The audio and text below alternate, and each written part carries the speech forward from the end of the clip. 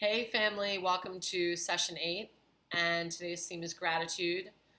For those of you who do not know, my name is Erin, and I am an executive coach, and I work with a program called the Trifecta Core Health Initiative, and this program incorporates empowerment, eating intelligence, physical fitness, with the intention of reminding humans of their power to self-heal.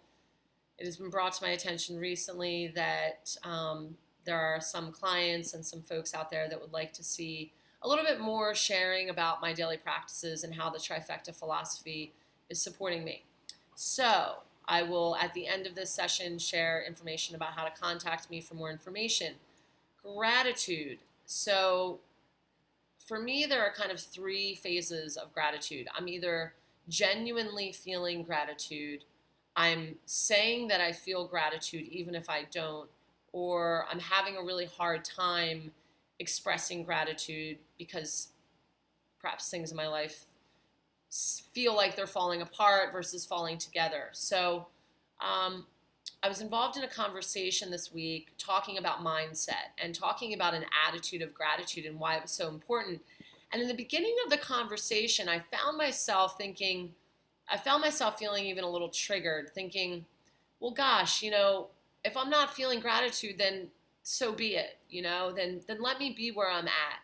And what I found out was I sometimes have these negative thought loops. So I'll have a stream of thoughts that are negative. So, for example, maybe thoughts about, am I really accomplishing success right now? Am I really where I want to be? Those are just examples, and these are actual thoughts that I do have from time to time. So apparently what happens when I have these negative thought loops or streams, and I have them repeatedly over and over and over, the response, the chemical response to that, what I gain from those negative loops is actually pretty much the same response as if I were to take a drug and get high from taking a drug, or some other activity that releases that feel good response, that dopamine response. So what I found fascinating about that is that I sometimes struggle to get out of those negative loops, and I believe that part of that is because they feel good to me. So even if it's something that's not healthy, like having negative thoughts about where I'm at in life, I certainly need to honor these thoughts as they come up. But my intention is also to move through them, right? And to move back into a place of contentment. But sometimes I stay with these negative thoughts. So by staying with these negative thoughts, I'm actually activating a response in my body, a feel-good response, where it becomes harder and harder to step out of that negative stream of thoughts. Here's the problem with that. It can lead to other activities, behaviors, actions that produce a similar response.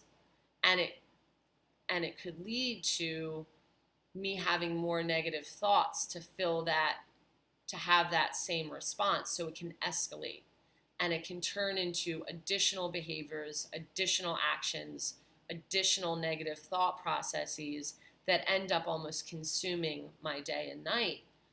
I do not want that. I'm not interested in that. In fact, the line of work I'm in is all about optimal well-being and all about balance, which involves me making conscious choices to remove aspects and elements of my life that are not supportive and enhancing. Negative thoughts are going to happen. Fears are going to come up. Fear can be healthy. Fear inspires action. Fear drives faith. All of that being said, as a result of this conversation, I find myself feeling more conscious of certain negative thought streams, as I will call them, that are showing up for me, and I find myself more conscious of a desire to move that into gratitude. something that is positive and enhancing for me. So, what I will now incorporate into my daily practice is an awareness that if I have a negative thought stream for a period of time, which I will decide what is appropriate and what is not for myself. It's okay if it comes up for a day, maybe two, maybe I even need a week to process a certain negative thought stream. Beyond that, I have to check in with myself and say, is this something that is going to lead to additional unhealthy behaviors? Is it time for me to move through this? So kind of coming back to my original comment about gratitude, there are times when I express gratitude and I'm not feeling it. And I would sometimes feel bad about that because, I don't necessarily want to fake it till I make it.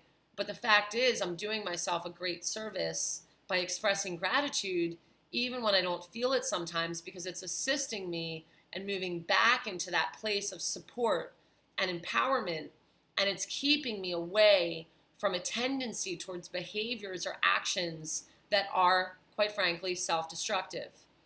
So as I wrap this up, I'm also going to make a conscious effort to not try to discourage someone else for displaying or showing gratitude, even if it doesn't feel genuine, because that person is trying to do the work to stay in a place that is empowered and supportive, and I get that. I love you all. Until the next time.